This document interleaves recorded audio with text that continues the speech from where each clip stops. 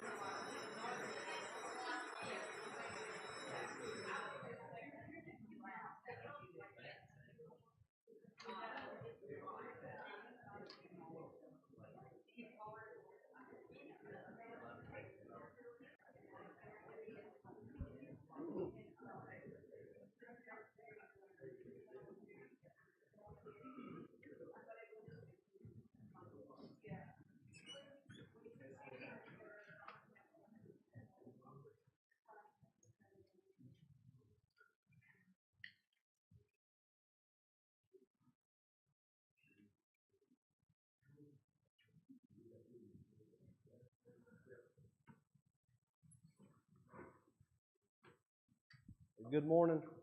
About time to begin our Bible class this morning. Continuing on giving. Last week we started a two-part lesson on giving. We looked at last week sort of the fundamentals of giving, the fundamental principles of giving in the New Testament. We looked at how they differed really fundamentally from the giving that was commanded in the Old Testament. And we noticed that the importance of the giving in the New Testament was placed on our heart. We just finished before starting giving. We just finished a 3-part lesson on singing. So we talked about that giving comes from the same place that our singing comes from, which is the heart. But then ultimately, we understand that all of our worship to God should come from the heart. So all the things that we do in worship to God comes from the heart, and our giving is no different. So we also looked at that God has not given any specific command in the New Testament regarding how much we should give. So in the Old Testament, he gave commands of how much the Jews were required to give as part of their um, flocks and harvests and all that. However, we understand that the principle of giving in the New Testament is there to support liberality, right? The liberal giving. We'll look at that a little bit more this morning. We'll look at some examples of the first century Christians and how they gave, and see the examples that they give for us in the New Testament today. And then we'll sort of wrap up our two-part lesson on giving. So last week we kind of focused on the fundamental principles of giving. This morning we'll look at other lessons that we can learn from giving in the New Testament. So what lessons can we learn from the early Christians about giving? First, we can learn that they gave generously. We saw this last week, but going to Acts chapter 2, verse 44, and all that believed were together and had all things common, and sold their possessions and goods, and parted them to all men, as every man had need. So the word for possession here means property, lands, or estates, and the word for goods means goods, wealth, or property. So I think we can make at least somewhat of a distinction between the two words. Luke did use two different words, possessions and goods. So we can make a little bit of a distinction between them. Seems like that people sold, number one, property, lands, and estates. So people had lands and houses and things. They sold these and gave the proceeds to the church. Also, goods could be any other valuable possessions. Today, it might be our cars. Maybe we can see our possessions. Property might be our houses and our lands. Our goods. We could have our vehicles or other large things worth a lot of money. Maybe we've got some valuables in our house. But whatever the case is, the first century Christians sold these things, their possessions and their goods, with the purpose and intention of distributing the proceeds to the apostles and for the benefit of others. So if we think about giving generously, most of the time, our house, our lands, our property, our estates are probably some of the most valuable things that we own. Generally, our house is probably the largest expense that we have. If you think about selling things of that nature, generally that's some of the more expensive things that we could have, right? So you think about the example that the first century church gives us as giving generously. They sold some of the most expensive things that they have and gave that money to the church. They didn't give just a little bit, right? They didn't sell the least expensive thing and give it to the church. They sold some of the most expensive things and gave the money to the church. If you think about the context here in Acts chapter 2, so there's a lot of Jews present in Jerusalem in Acts chapter 2 for the Pentecost feast, and we all know the story of Peter preaching the lesson here in Acts chapter 2. So there was a lot of Jews that came potentially from far away, right, and they were staying in Jerusalem for the Pentecost. They heard the preaching of the gospel. We know that in Acts chapter 2 there was 3,000 that were baptized. So a lot of them probably were not planning to stay in Jerusalem for an extended period of time. They most likely, especially if they came from a faraway country, they probably came to Jerusalem with the intention of staying for the Pentecost and then traveling back. But so now something they didn't plan to do was now they've come to Jerusalem and become Christians, right? So they were converted to a new religion. They've heard this new teaching from the apostles, and so they were most likely staying longer than they had originally intended. And we're told what they were doing in Acts chapter 2. After they were converted, verse 42, they continued steadfastly in the apostles' doctrine and fellowship and in breaking of bread and in prayers. And then jumping down to verse 46, they continued daily with one accord in the temple, breaking bread from house to house, did eat their meat with gladness and singleness of heart, praising God and having favor with all the people, and the Lord added to the church daily such as should be saved. So there was a lot of continued work going on, right? They were continuing to, people were continuing to to be added to the church. People were continuing to be converted to the church, the New Testament Christianity. So it seems that the local Christians here in Jerusalem were ready and willing to support their new brethren by generously giving. So there would have been a need, a local need here. Think about all the people, all the Jews that were in Jerusalem that were staying longer than they had planned to stay. They probably only brought a certain amount of money, and things that would carry them through to the time that they had planned to stay. Now maybe they're staying longer than they had intended, and the first century Christians here supported their brethren in whatever need that they had. There's a similar account, as far as similar idea here in Acts chapter 4, beginning in verse 32. And the multitude of them that believed were of one heart and of one soul. Neither said any of them that all of the things which he possessed was his own, but they had all things common. And with great power gave the apostles witness of the resurrection of the Lord Jesus, and great grace was upon them all. Neither was there any among them that lacked, for as many as were possessors of lands or houses sold them, and brought the prices of the things that were sold, and laid them down at the apostles' feet. And distribution was made unto every man according as he had need. And Joseph, who by the apostles was surnamed Barnabas, which is being interpreted the son of consolation, a Levite and of the country of Cyprus, having land, sold it and brought the money and laid it at the apostles' feet. So, a few things that we can note about the system of giving here in the first century that we see from the early Christians.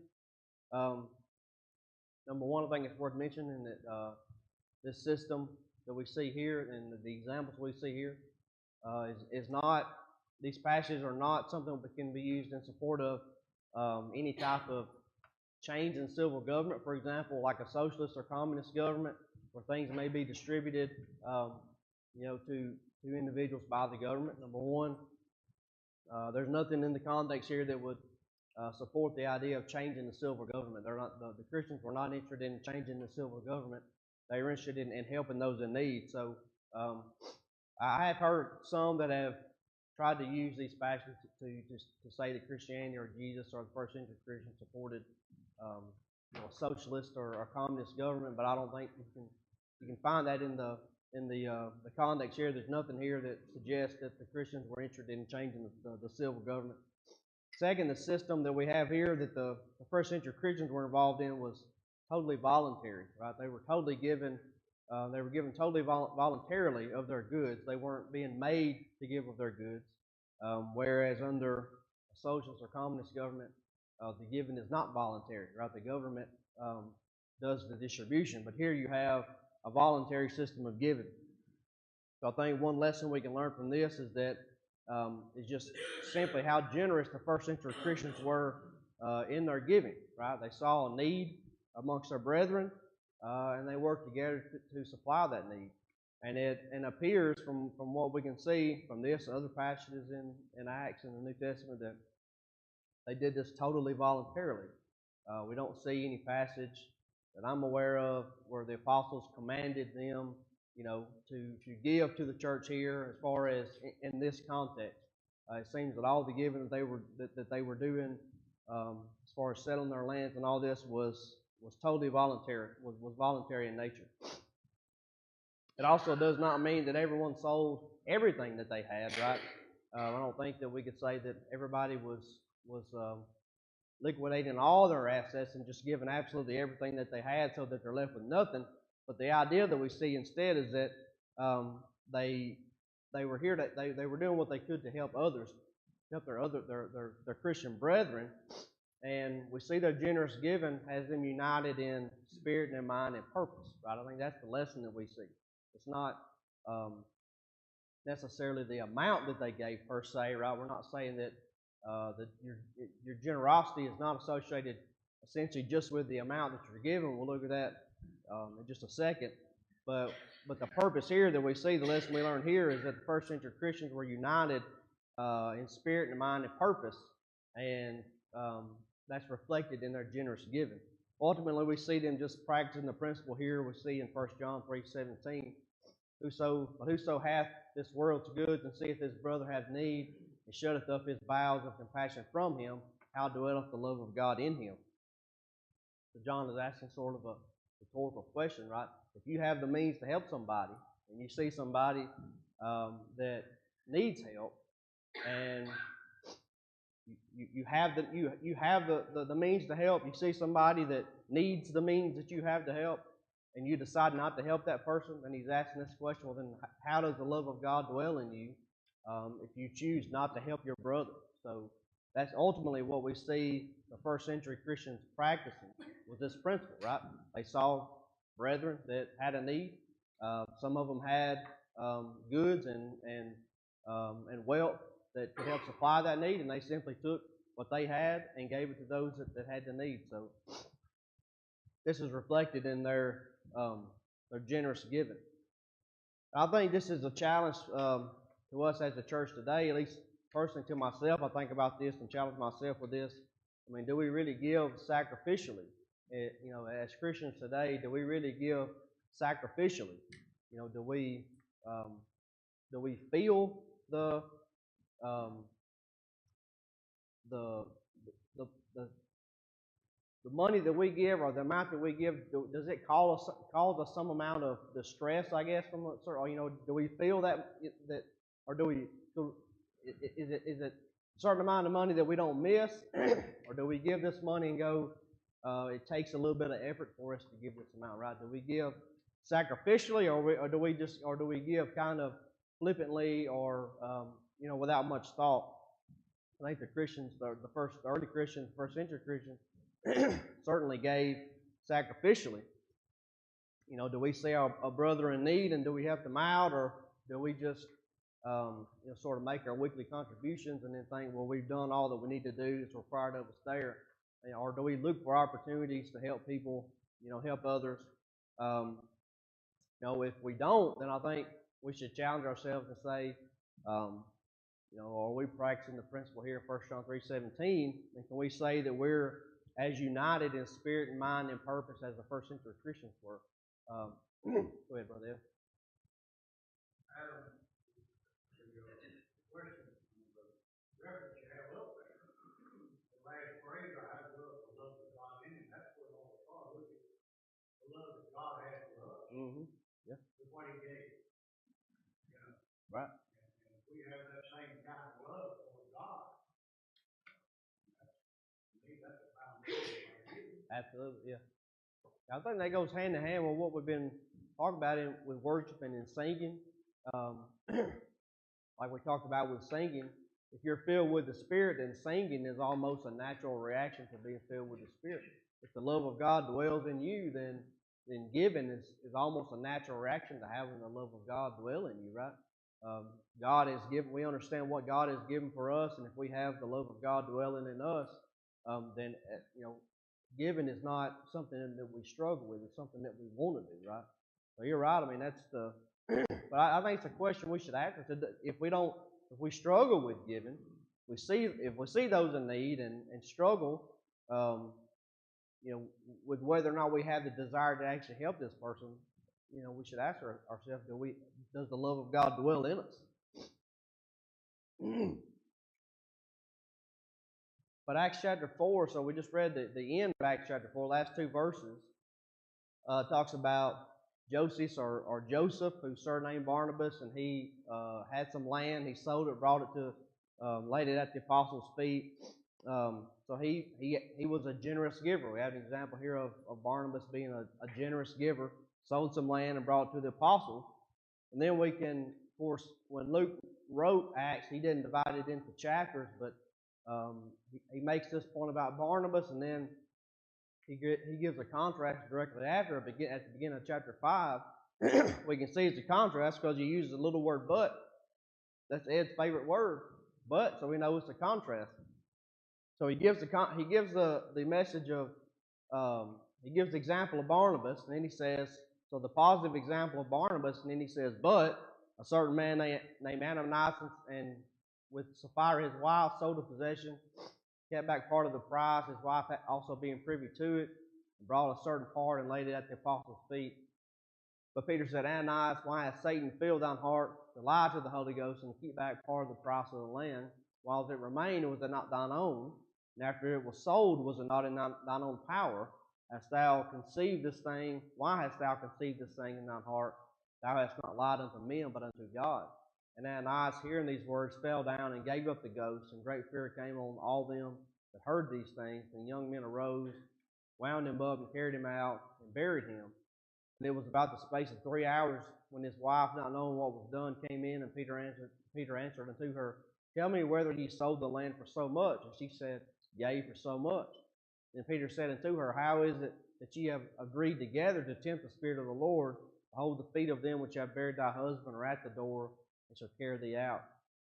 Then fell she down straightway at his feet, and yielded up the ghost. And the young men came in and found her dead, and carrying her forth, buried her by her husband, and great fear came upon all the church and upon as many as heard these things.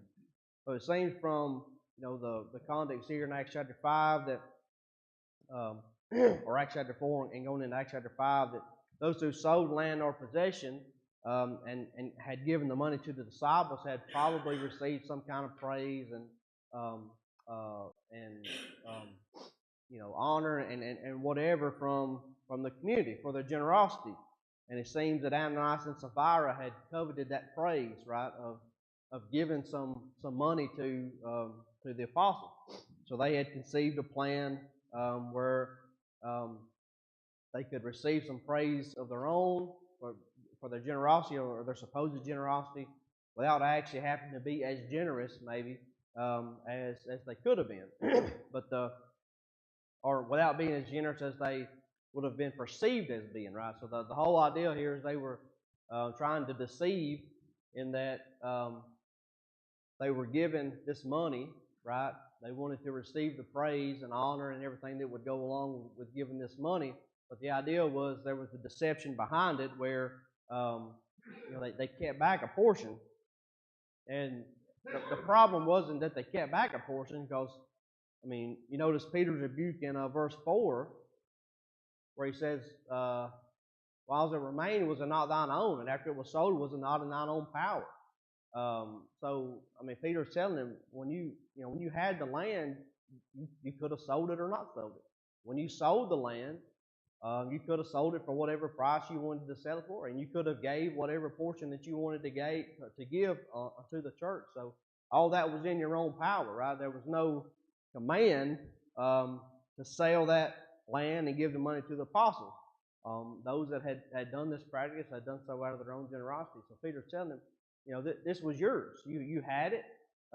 You could have kept it. You decided to sell it. When you decided to sell it, it was still yours. The money was still yours. You could have done with the money as you wanted to.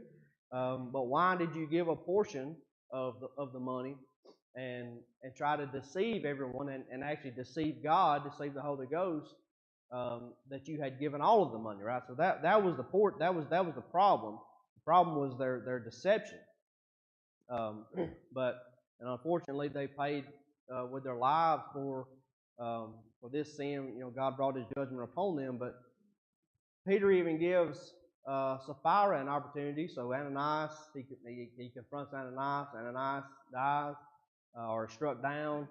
Then verse 8, Peter gives Sapphira, because she's unaware that her husband has died, he gives her an opportunity a separate opportunity to confess, right? And come out of the deception, yet she sticks with the deception. Oh, we sold it for this amount of money. And so then she pays the same price that her husband did. So what lesson can we learn from Ananias and Sapphira? Well, they did not give generously, right? Their giving was not generous giving, and instead they sought the praise of men, just like the scribes and Pharisees that we see so much in the Gospels. Jesus rebuked them for seeking the praise of men. So their gift, the gift of Ananias and Sapphira, was in contrast, right, to the purely generous gift given by Barnabas and others. Again, the problem was not that they kept back a portion. Peter tells them, it was your money, free to do with it as you wanted to. The problem was that they had tried to deceive the apostles, deceive the community, and deceive even God, the Holy Ghost, by keeping back a portion and trying to pass it off as this was all the money. We sold the land for all this money, and we're giving all this money to the church, when instead they had kept a portion back as part of the deception. So we see the positive example of Barnabas and others giving generously. We see this negative example of Ananias and Sapphira, who did not give generously, and instead gave deceptively. Right? The giving was part of their deception, and really one lesson we can learn here is um, the idea of generous giving is not necessarily associated with the amount that we give, right? It's the heart, right? Exactly. It comes from the heart. And Ananias and Sapphira's gift did not come from the heart. So we'll look at the widow the poor widow that Jesus mentions in a little bit later in our lesson. But you see all these examples of those that gave from the heart. And those that gave money, the generous giving does not necessarily come because of the amount that they gave, right? It was why they gave it. It was the intention. It was the intent of the heart, right? We understand it's not so much the money, the amount that you're giving. It's the content of your heart, your intention, the fact that Barnabas and others were united in spirit and in mind and purpose. And their giving reflected that. Ananias and Sapphira were not united with the others in that community in spirit, mind, and purpose, and their giving reflected that. So, the little word "but," you think of me about my word "but." Yeah. That's the contrast. Yeah. The heart's the center right there. One heart is right, the other heart is not right. Right. Absolutely. Yeah. That's the bottom line. Yeah. Yeah. That's it. Go back to that love of God. Well, they had the love of men, right? You can see, like we said, exactly like the scribes and Pharisees that Jesus rebuked for the love of men, Ananias and Sapphira had the same problem. They were seeking the praise of men and not the praise of God. So what else can we learn from the early Christians? We see that they gave generously and also they gave willingly. And we talked about this a little bit last week. We use the example of the churches of Macedonia, 2 Corinthians chapter 8. Begin at verse 1, Moreover, brethren, why do you to wit of the grace of God bestowed? We do you to wit of the grace of God bestowed on the churches of Macedonia, how that in a great trial of affliction the abundance of their joy and their deep poverty abounded unto the riches of their liberality. For to their power I bear record, yea, and beyond their power, they were willing of themselves, praying us with much entreaty that we would receive the gift and take upon us the fellowship of the ministering to the saints. So we mentioned this passage last week, how the churches of Macedonia were a tremendous example of giving, of generous giving, and here willfully giving. Their giving was willingly. So Paul mentions that the members themselves were in poverty, right? They were in deep poverty, but yet they gave willingly in order to support the needs of the brethren. They wanted to be a part of the ministering to the saints. So even though they themselves were in deep poverty, Paul says that they gave actually beyond their power. So they didn't let the fact that they themselves were in need stop them from contributing to the ministry of the saints. But we can see that their example was that they gave willingly. They didn't give of obligation, right? They didn't give because they were required to or they were commanded to. Well, they gave because of their desire to participate in the ministry to the saints. So again, the churches of Macedonia were united in the same spirit, mind, and purpose as the church in Jerusalem was in Acts chapter 2. But we see again the condition of the heart, right? Their heart was the same as those in Acts chapter 2, as Barnabas in Acts chapter 4. They were united in the same spirit, mind, and purpose as those individuals because they gave from the heart, right? The same thing we could say about the widow in Mark chapter 12. Beginning of verse 41, Jesus sat over against the treasury and beheld how the people cast money into the treasury. Many that were rich cast in much. And there came a certain poor widow, and she threw in 2 mites, which make a farthing. And he called unto his disciples and saith unto them, Verily I say unto you, that this poor widow hath cast more in than all they which hath cast into the treasury.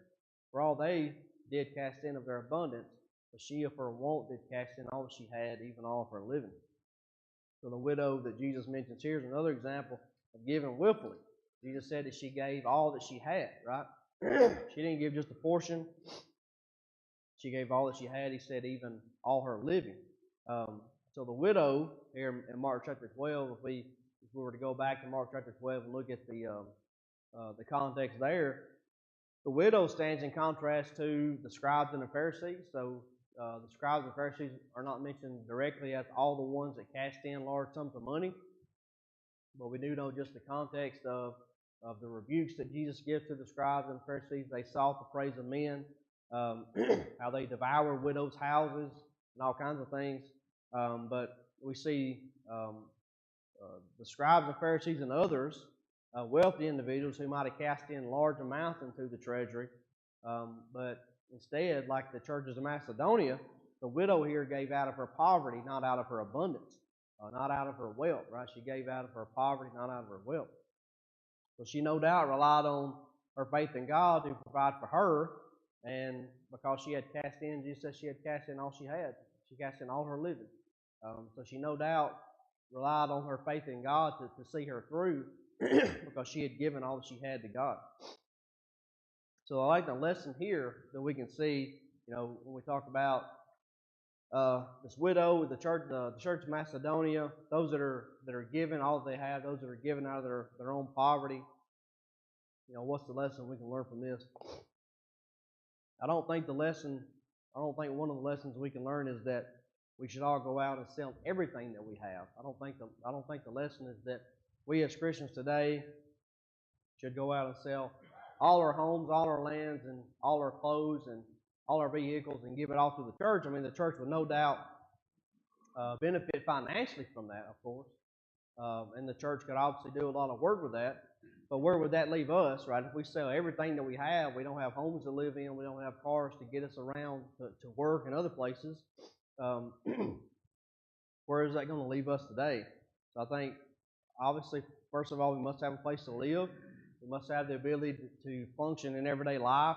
I don't think God is encouraging us to make sort of extreme or irrational decisions.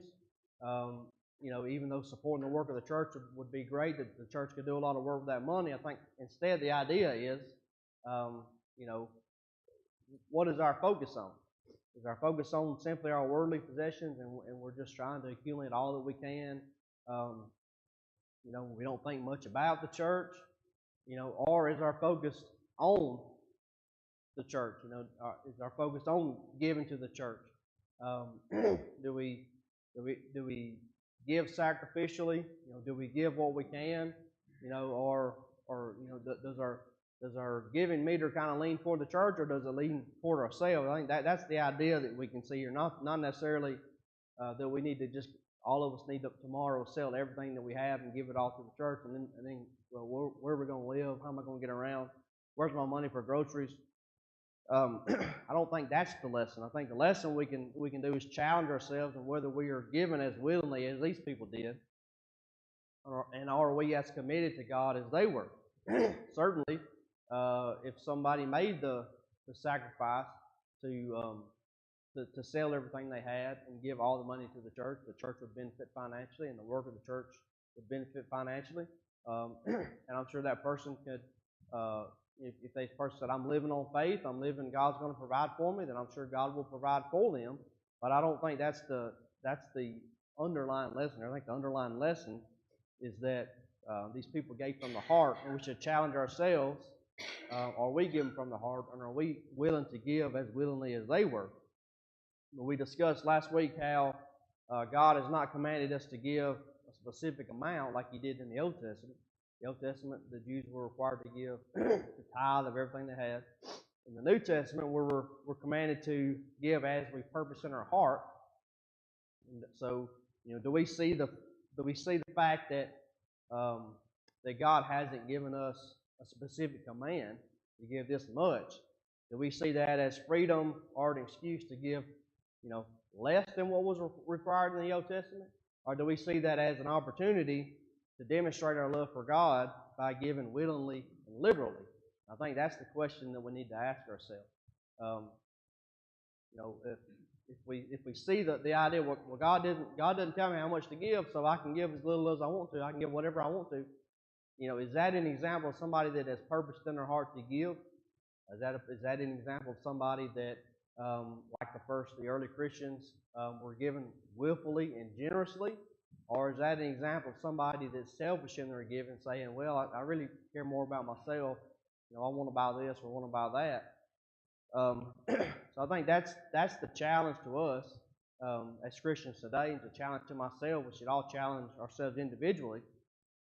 And as far as our giving, do we see our giving as an opportunity to demonstrate our love for God by giving willingly and liberally? As Ed just mentioned a little bit ago, the principle there in John 3:17, the love of God. If the love of God is present in you, these things should be what's reflected, right?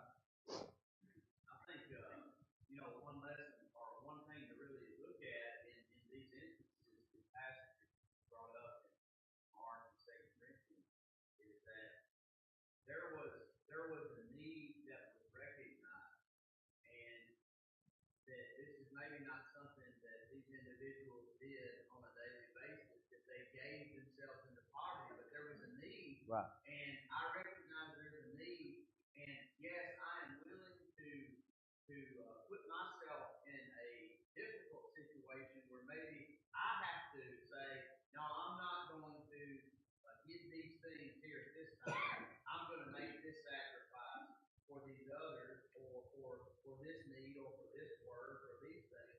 I'm making those decisions on top of the things that I'm already have come to the determination that, asking myself these questions weekly. Can I give more, or am I giving of my ability weekly? And then you get hit with one of those situations where there's a need. Okay, now I'm going to hurt my own lifestyle, right, and I'm going to give to help this situation. I think, as far as using logic and thinking along those lines, I think that's a rule, and I think that's kind of what we see here being taught. That there are situations where, yes, hurt your own lifestyle, and outside of that, I'm constantly asking, am I really giving enough? And if I can up that, I'm going to up that. Right. Yeah. Absolutely. That's a good point, because it was a specific need that they identified. It wasn't that they gave themselves into poverty for the sake of giving themselves into poverty. Because now they've potentially created another issue. How are they going to live? Now is the church going to have to support them because they sold their homes and everything and gave it all to the church? But you're right. There was a specific need that they saw in the community, and the Christians themselves took, well, how can I help? What can I do? Well, I'm not just sitting on a pile of money right here. Let me just give it. But you said the Christians thought, well, what can I do? Okay, I've got a piece of land. I can sell a portion of this land or whatever. This is what I can do. So yeah, I think that's a good point. That it was a specific need they were trying to fill. Adam, also, I think comes into play here, maybe wrong. You look at the background of these people. These are Jews. And they come from all over the country. That's people.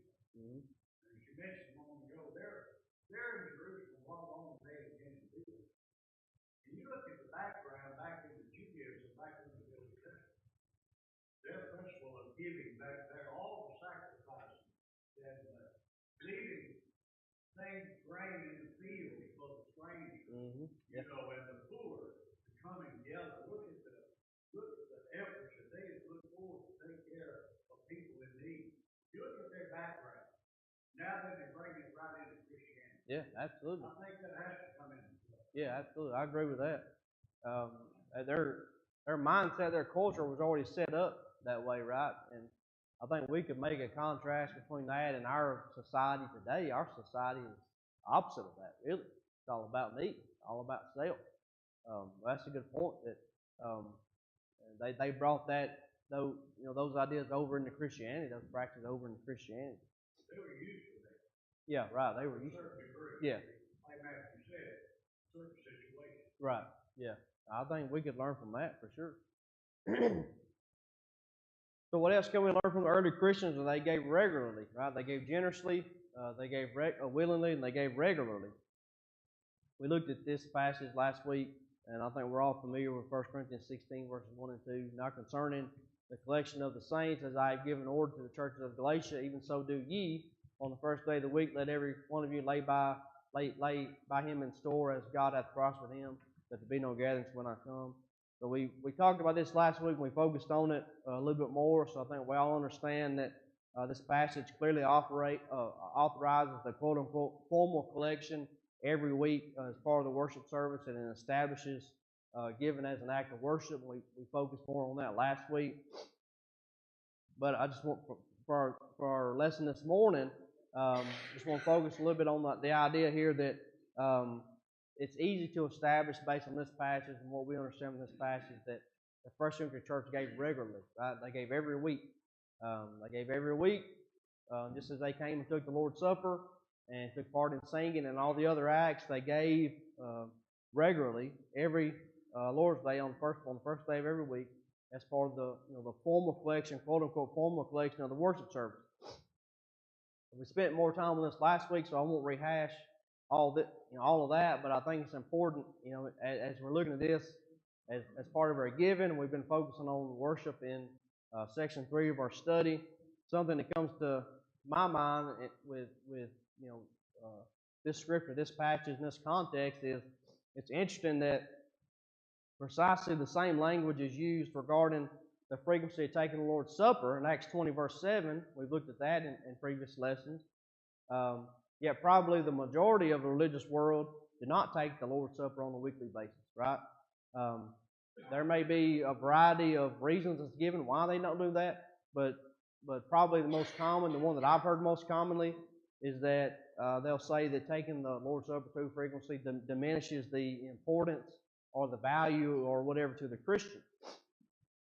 And I would say there are several problems with that argument. First is the question of biblical authority in worship. We focused a lot on biblical authority in worship, so we don't need to rehash all that as well, but we understand that we do not have the authority to change the terms or the frequency or any of the items in worship, right? If God sets forth the acts of worship and He tells us what to do, and that's what we should do every first day of the week.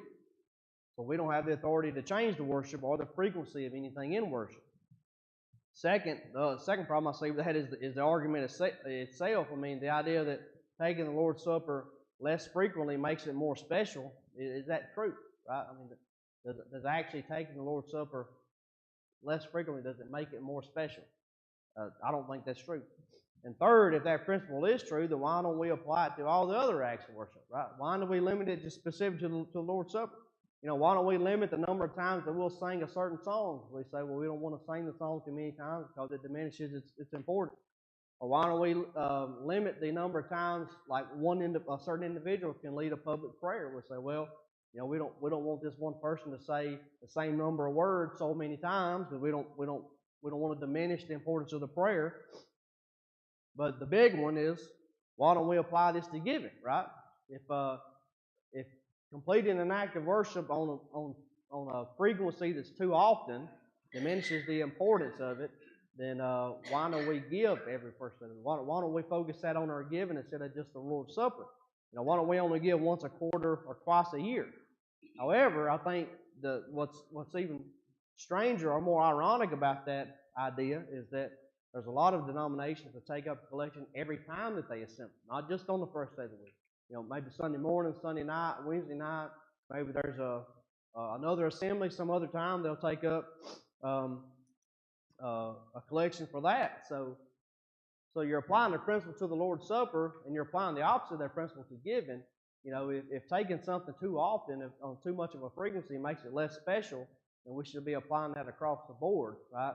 But instead, those same churches don't do that. Those same religions don't do that. In fact, I've heard of some churches who require you to submit W-2s, right, so that they can ensure that you're giving the proper amount, that you're giving in accordance with God's Word, and that practice in and of itself is not in accordance with God's Word. If you purpose in your heart, then you give according to what you've purposed in your heart, and if you're forced to give more than what you purposed in your heart, it's not doing you any good as a Christian, right? The whole idea is that you give as you purposed in your heart. So if you're being forced to give more than what you purposed in your heart, it's not really doing you any good. But I know our lesson this morning is not on the Lord's Supper, it's on giving. But I think this principle from 1 Corinthians 16, verses 1 and 2, as far as the frequency of when they did give, they did it regularly, right? And that same principle should apply to every other act of worship that we do. We do all the acts of worship on the same frequency that we do our giving, and we do singing and whatever. We do them all on the first day of the week and the first day of every week. But we can see here clearly from 1 Corinthians 16, verses 1 and 2, that the early Christians gave regularly.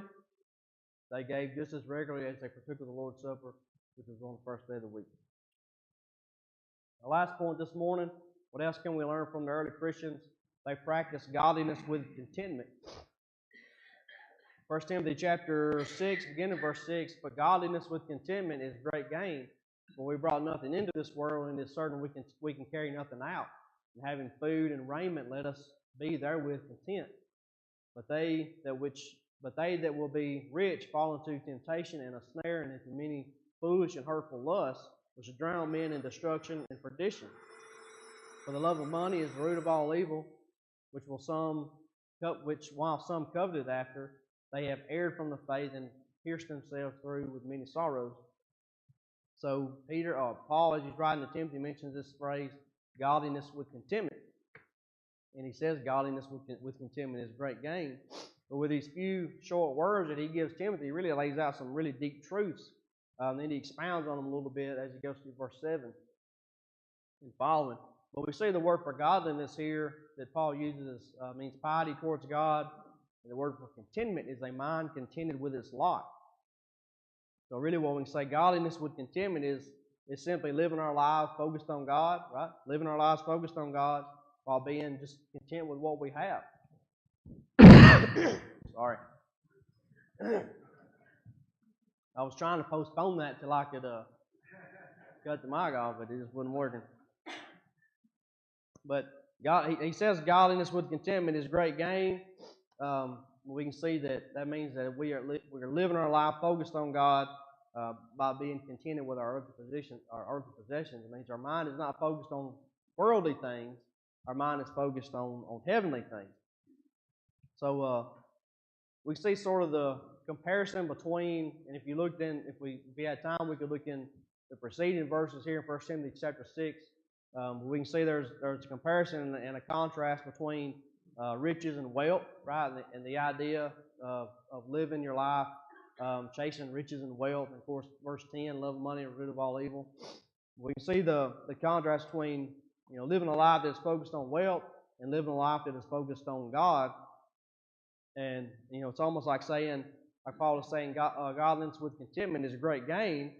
He's almost like he's saying, if you want to acquire extremely great wealth, right? What's the way to acquire actual, really good wealth? Is to practice godliness with contentment. It's because Christians are not concerned with earthly possessions, right? We're not concerned. Again, we understand that we have to have a place to live. We have to have cars to drive to get to work and things of that nature. But our focus is not on the things that we have. Our focus is on heavenly things. So that's the contrast. I think that we could say that Christians are not concerned with get-rich-quick schemes, right? Godliness with contentment, living godly with contentment. We as Christians are not concerned with get-rich-quick schemes because we've already gotten as rich as you possibly can, as quickly as you possibly can, right? As soon as we were immersed in baptism, we became as rich as you possibly could, as quickly as you possibly could. It only took a few seconds to actually be immersed in baptism. As soon as we were immersed in baptism, we acquired a home in heaven, right? At least for a hope for a home in heaven. So when we have that perspective, we don't need to get rich quick. We've gotten as rich as you possibly can, probably as quickly as you possibly can. So we don't put value in our worldly things. We put value in the heavenly things. And I think that's really what Paul is saying. Godliness with contentment. We're content with what we have. having food and raiment, let us therefore be content. I mean, we're content. We have a place to live. We have food on the table. You know, we have clothes on our back. We're not concerned with amassing great fortunes on the earth. We put our focus on heaven. That's why the Jesus stated in Matthew 6, "Lay up treasure in heaven." Wouldn't that fall in here? Yeah, absolutely. Yeah, same thing. Yeah, I should have put that in here.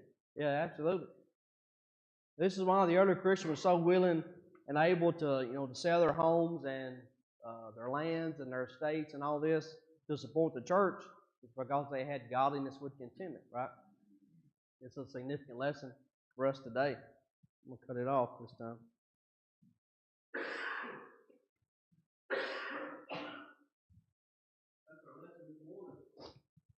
Anybody got any final comments or questions on our lesson this morning before we finish? All right, thank y'all.